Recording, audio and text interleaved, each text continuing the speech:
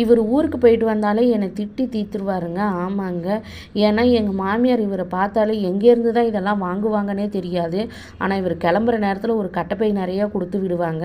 அப்படி வாங்கினது தாங்க இதெல்லாம். ஒரு வாரத்துக்கு தேவையான, இல்லை ஒரு வாரம் இல்லை 2 வாரத்துக்கு தேவையான ஸ்நாக்ஸே வாங்கி கொடுத்துட்டாங்க. கூடவே எனக்கும் தேவையான பொருள்லாம் ராகி மாவு, கருவாடு. எப்பவுமே கருவாடு எங்கள் மாமியார் தான் கொடுத்து விடுவாங்க. க்ளீன் பண்ணியே கொடுத்து விட்டுருவாங்க. இது எங்கள் வீட்டு முருங்கைக்கீரை, நல்லாவே இருக்கும். அப்புறம் கொஞ்சம் காய்கறி வாங்கி கொடுத்துருக்காங்க. இது கூடவே மிச்சரு, ஓலை பக்கோடான்னு கொஞ்சம் நிறையாவே வாங்கி கொடுத்துருக்காங்க. பாப்பாவுக்கு ரொம்ப சந்தோஷங்க, இவ்வளோ ஸ்நாக்ஸ் வந்திருக்கேன்னு. ஆனால் இவர் தூக்கிட்டு வந்ததுலேருந்து என்னை திட்டிக்கிட்டே இருந்தார். சரி நீ திட்டிக்கிட்டே இரு, நான் உனக்கு ஒரு டீயை போட்டு தரேன்னு சொல்லிட்டு அவருக்கு டீ போட்டு கொடுத்துட்டு, சரி இன்றைக்கி என்ன சமைக்கலாம், அதுதான் முருங்கைக்கீரை இருக்கேன்னு சொல்லிட்டு முருங்கைக்கீரை சாம்பார் தாங்க வச்சேன். பாப்பாவுக்கு கொஞ்சம் ஸ்கூலுக்கு கிளம்புறதுனால அவளுக்கு மட்டும் உருளைக்கிழங்கு பொரியல் பண்ணி முருங்கைக்கீரை சாம்பாரும் உருளைக்கிழங்கும் வச்சு கொடுத்து விட்டுட்டேன். எப்பயுமே முருங்கைக்கீரை சாம்பார் தாளிக்கும் பொழுது சோம்பு போட்டு தாளிங்க, செம்ம டேஸ்ட்டாக இருக்கும். நானும் அப்படி தான் தாளிப்பேன். நீங்கள் இதை ட்ரை பண்ணி பாருங்கள்.